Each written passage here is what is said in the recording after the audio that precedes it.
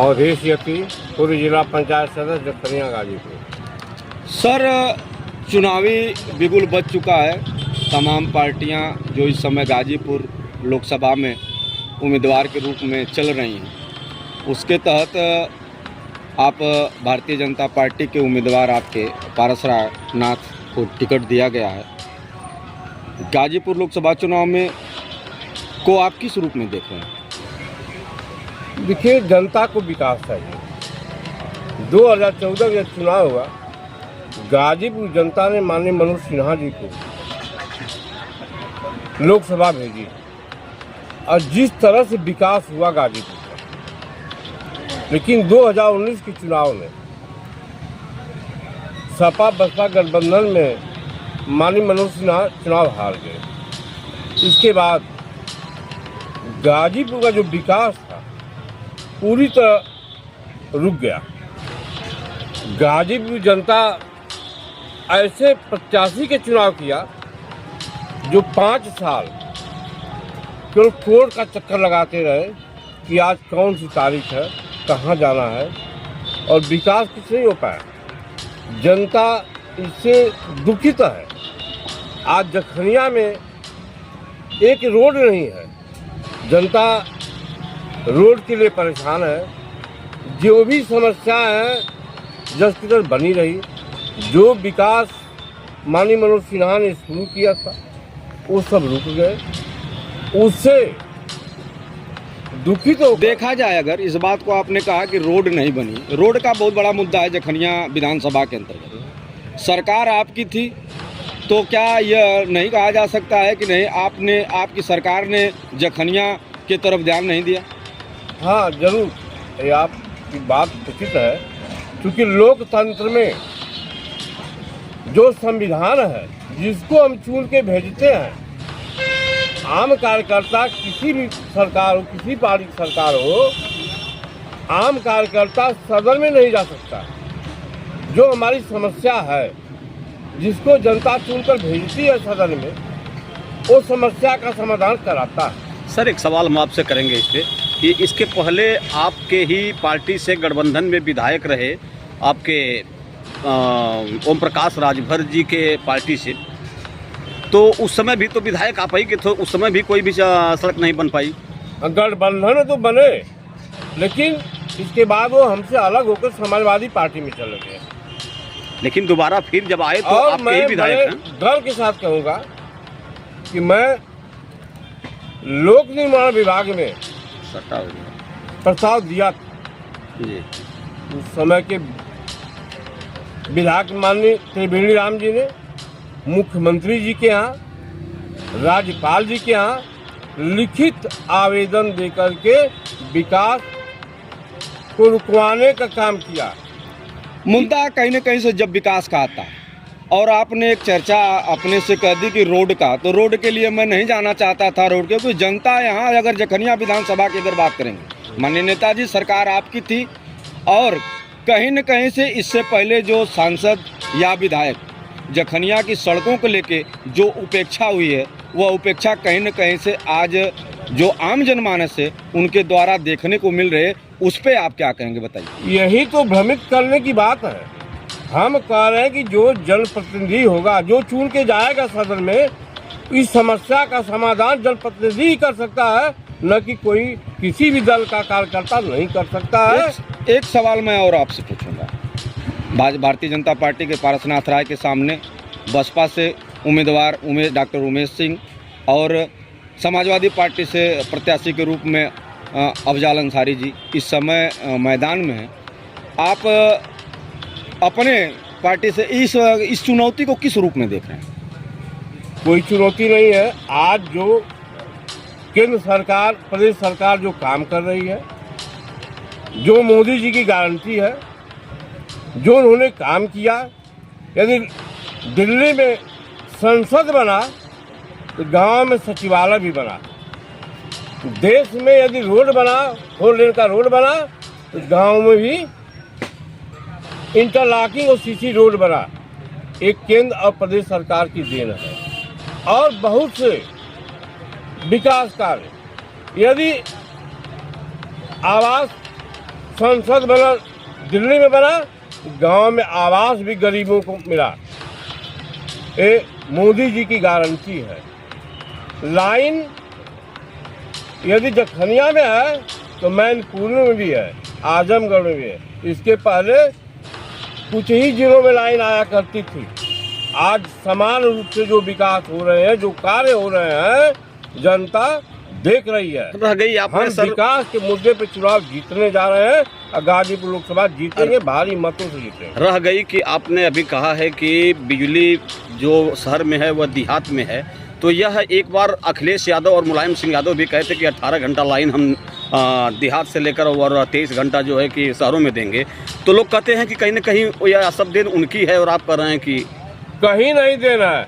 हम आजमगढ़ के बॉर्डर पे हैं। जी, जब माननीय मुलायम सिंह यादव जी, माननीय अखिलेश यादव जी सांसद हुआ करते थे आजमगढ़ से, जी, आजमगढ़ में लाइन आ करती थी। हम बॉर्डर के हैं, मैं सुन के बात नहीं कर रहा हूँ, मैं अपने आंखों से देखा हूँ।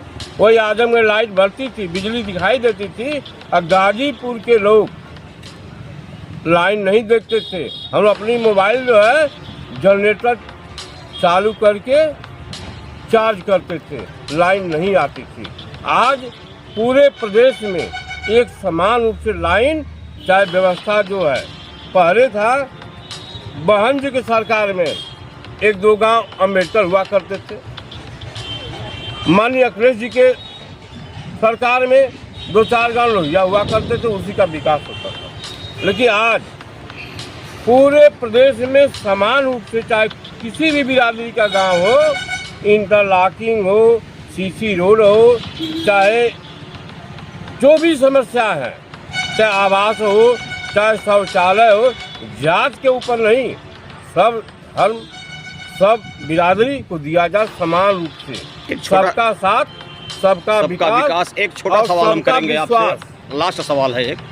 अभी आपने कहा कि माननीय त्रिवेणी राम जी ने एक लिख कर दिया था कि यहाँ का काम रुकवाया गया था, लेकिन मैंने त्रिवेणी राम की एक बार वीडियो बनाया था, उनके यहाँ गया था, उन्होंने यह सीना ठोक के कहा कि ऐसा कुछ नहीं, जो भी कुछ यहाँ है, जितना मैंने काम करवा दिया उतना यहाँ का कोई विधायक काम नहीं करवाया है। तो बात आपकी सत्य मानी जाए या उनकी मानी जाए? अभी आप ही तो कह रहे कि कोई भी रोड नहीं बना है, मैं भी कह रहा हूँ एक भी रोड नहीं बना है। मैं भी इसी क्षेत्र रहने वाला हूँ, मैं डेली घूमता हूँ, एक भी रोड बता दे कहीं रोड बना है। तो ये कहीं न कहीं से माननीय नेताजी, मैं आपसे यह जानना चाहूँगा, ये जनता भी जानना चाहेगी कि यह उदासीन रवैया जखनिया के प्रति ऐसा क्यों?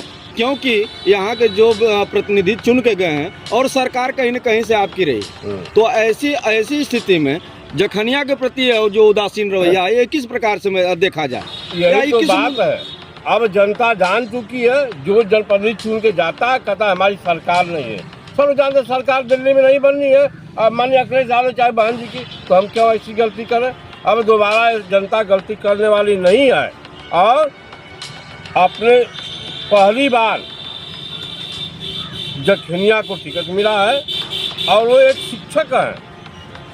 शिक्षक ऐसा व्यक्ति होता है, किसी जात धर्म का नहीं होता है, वो सबको समान रूप से शिक्षा देते हैं। और मैं जानता हूँ कि माननीय पारसा जी जीतेंगे चुनाव, समान रूप से जखनिया का विकास होगा, उसमें कोई भेदभाव नहीं होगा और जनता पूर्ण रूप से मन बना चुकी है लोकसभा जिताने की। कहीं न कहीं से नेताजी कुछ ऐसे बयान आज आ रहे हैं जिसपे कि पूछना बहुत ही आवश्यक हो जाता है। अभी हाल ही में आपने आजमगढ़ बॉर्डर की बात की, तो आजमगढ़ से सांसद रहे हैं दिनेश लाल यादव निरहुआ, उन्होंने अभी मीडिया कर्मियों को कहा, एक विवादित बयान उनका अभी मैं देख रहा था, अभी आया, कि आप झुनझुना लेकर खड़े हो गए। तो इस पे क्या अब माननीय सांसद महोदय किन बातों पर उन्होंने कहा? नहीं, मीडिया कर्मी अपनी वीडियो नहीं देखा हूं, मीडिया कर्मी अपनी बाइट को अगर लेके जा रहे हैं तो उनकी नज़र में मीडिया कर्मी वो जो लिए हैं अपने, तो क्या वो झुनझुना कहना क्या? मीडिया कर्मी कौन सा सवाल पूछे हैं, उसे माननीय सांसद महोदय क्यों कहे हैं? अब तो उसका जवाब वही दे। अब ऐसा कहते रहे कि मैं मोदी जी के संपर्क में रहता हूँ, योगी जी के संपर्क में रहता हूँ, तो इन जो युवा आजकल पढ़ लिख करके बेरोजगार हैं, क्या उनके लिए रोजगार की व्यवस्था की जाएगी? सरकारी नौकरी विशेष स्तर की बात करते हैं। हाँ, सबसे पहले तो आप मुझे बताइए कि भारत में सरकारी नौकरी है कितनी? जी बताइए। आप बताइए। हमें तो लगता है कि आप जैसे सरकारी नौकरी मांग रहे हैं ना? पिछली भर्तियों में जो कि पिछली भाई सरकारों में साहब, भाई हमेशा भर्ती निकलती रही है। रेलवे में रुकिए भाई साहब, पहले मेरे सवाल का आप दोनों जवाब दीजिए, क्योंकि आप जो झुंझुना लेके आए हैं उसके बारे में आपको खुद ही जानकारी नहीं है। आप बताइए भारत में कितनी सरकारी नौकरी है? बहुत सारे पद तो रिक्त भी अरे हैं। कितने हैं भाई, बताओ ना, वही तो पूछ रहा हूँ। नेताजी अब आपसे बेहतर कौन जान सकता है? अच्छा, बस पूरे भारत में 80 लाख सरकारी नौकरी है और आपको लगता है कि वही 80 लाख लोगों को नौकरी देने से सबको रोजगार मिल जाएगा? तो 140 करोड़ में 80 लाख को अगर सरकारी नौकरी मिल गई, बाकी कहाँ जाएंगे? तो बाकी कौन सा रोजगार करेंगे बताइए आप? यही तो लोगों दर्शकों को बताना तो जरूरी है ना। आपको बताना है ना। आप ही बोले ना कि विशेषकर सरकारी नौकरी, आप सिर्फ सरकारी नौकरी को बताते हो कि यही रोजगार है। यही रोजगार नहीं होता। रोजगार वो होता है जो प्रधानमंत्री जी दे रहे हैं। प्रधानमंत्री जी आपको स्वनिधि योजना दे रहे हैं, विश्वकर्मा योजना दे रहे हैं, आपको कृषि योजना दे रहे हैं। आप किसी भी योजना में आप पढ़ लिख लिए हैं तो आप लाख 2 लाख जितना आपको चाहिए आप सरकार पैसे देगी। आप अपना रोजगार कीजिए। ऊपर से 30% सब्सिडी देती है सरकार, ऊपर से 0% ब्याज है, ब्याज नहीं लगने वाला है। इसको कहते हैं रोजगार। अब आप लोग क्या लेके चलते हैं कि सरकारी नौकरी ही खाली रोजगार है? तो भाई साहब, अगर सरकारी नौकरी 80 लाख है, सिर्फ 80 लाख यादव को ही दे दोगे तो भी 22 करोड़ यादव बेरोजगार रहेंगे। तो ये फालतू का सवाल आप लोग अब छोड़ दीजिए और ये जान जाइए कि सिर्फ सरकारी नौकरी रोजगार नहीं होता है। रोजगार वो भी होता है कि अभी आजमगढ़ में एक पिज़्ज़ा हट खुला, उस पिज़्ज़ा हट का मैं गया था ओपनिंग करने, तो वहाँ पता चला कि 20 लोग वहाँ रोजगार कर रहे हैं। वो रोजगार नहीं है। आप अभी हैं कैमरा चला रहे हैं, ये भाई साहब माइक पकड़े हैं, ये रोजगार नहीं है। तो करेंगे तब ना। और जो लोग आपको ये कहते हैं कि इस देश में बेरोजगारी बढ़ रही है, उनको बताइए कि रोजगार का जो है इतना है, अब इतने के बाद जो तुम जनसंख्या बढ़ा रहे हो वो बेरोजगारी बढ़ रही है, तो उसको रोकने का प्रयास तो मोदी जी कर रहे हैं, सरकार कर रही है। और जब वो नियम लेके आना चाहती है कि आप कम बच्चा पैदा करो, 2 ही बच्चा पैदा करो, तुम कह रहे हो कि तुम खुद बेरोजगार हो और 8 गो और बेरोजगार पैदा कर दे रहे हो। क्यों? खुद तुमको अपना पेट पालने नहीं हो रहा है, तुम कह रहे हो कि हम बेरोजगार हैं। तो आप बेरोजगार हो तो एक बार भी सोच रहे हो कि 8 बेरोजगार और क्यों पैदा कर रहे हो? मोदी जी ने तो रोक दिया। एक भी बच्चा है मोदी जी का? बताओ कोई एक भी बच्चा है योगी जी का? तो योगी जी मोदी जी तो बेरोजगारी रोक दिए कि जिनको कुछ नहीं करना होता कि रोजगार की बात करते हैं। ऐसा नहीं कि रोजगार नहीं, रोजगार तो बहुत है, लोग करना नहीं चाहते हैं। सरकार इतना योजना लाई है, अभी मैं बैंक में इतना लोन मिल रहा है, यदि आप बिजनेस करना चाहते हैं, कोई व्यापार करना चाहते हैं, आपको सुविधा है, सरकार दे रही है। तो आप करना करेंगे तभी नहीं मिलेगा, घर बैठे नहीं मिलेगा, फिर राजनीति से नहीं मिलेगा। आप करिए। तो लोग कहते हैं कि 80 लाख नौकरी है, उसके बाद में 20 लाख पद खाली है, तो इसके लिए क्या कहेंगे? कहीं नहीं है। मैं भी एक दिन सर्वे कर सुनिए, मैं भी एक दिन सर्वे कर 2-3 अध्यापक से पूछा कि आपके विद्यालय में कितने अध्यापक हैं और कितने बच्चे हैं। क्या नेताजी, हमारे विद्यालय में जितने बच्चे उससे ज़्यादा अध्यापक हैं। नौकरी कहाँ से अध्यापक बनेंगे? जब बच्चे नहीं रहेंगे, अध्यापक कहाँ सरकार भर्ती करेगी? आप सर्वे करा लीजिए। आपने एक सवाल खड़ा कर दिया। आपने एक सवाल खड़ा कर दिया सर, एक मिनट सुनिए सर। आपने एक सवाल खड़ा किया है कि आपने कहा कि विद्यालय में बच्चे नहीं है और अध्यापक ज्यादा हैं, तो आखिर विद्यालय में बच्चे जाते क्यों नहीं है? आपने यह सवाल खड़ा किया है, आपने अपने सवाल खड़ा किया है। वही बच्चे जाएंगे ना। हम जो आपने नौकरी की बात किया, नौकरी, लेकिन आपने एक सवाल खड़ा कर दिया। जो मुझे जानकारी है जी, एक अध्यापक पर कम से कम 35 लड़के चाहिए जी। और जो विद्यालय में है, जबकि पहले से बहुत विद्यालय सुधरा है, अच्छी व्यवस्था है रहने सहने खाने पीने की, तो फिर बच्चे क्यों नहीं जा रहे हैं उसमें? प्राइवेट स्कूलों में काफ़ी बच्चे भरे हुए हैं, सरकारी कॉलेज में बच्चे क्यों नहीं जा रहे हैं, जिससे बच्चों से ज़्यादा मास्टर हो जा रहे हैं, अध्यापक हो जा रहे हैं? हमारी आपकी जो भी मानसिकता है। नहीं, आपने ही कहा है सर, अभी आपने नौकरी पे बात किया। जब लड़के आप उसको प्रोत्साहित करिए, हम लोग भी कर रहे हैं, बच्चे बढ़ेंगे, नौकरी मिलेगी। आज भी नौकरी मिल रही, ऐसा नहीं है, नौकरी मिल रही है।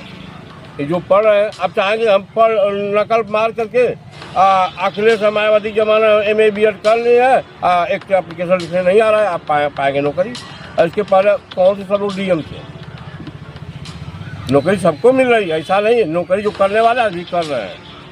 प्राइवेट सेक्टर में अच्छे अच्छे लोग पका पा रहे हैं। हमारे भी घर के बहुत से लोग हैं प्राइवेट सेक्टर में 70-75 से आपके कहने का मतलब है सर कि जो नकल से पास है नौकरी उनको नहीं मिल रही है। नहीं मिलेगी। मैं चैलेंज के साथ कहता हूँ जो नकल करके पास है वो जो प्राइवेट सेक्टर में जाएंगे वो काम नहीं करेंगे क्योंकि उनको जानकारियाँ नहीं है।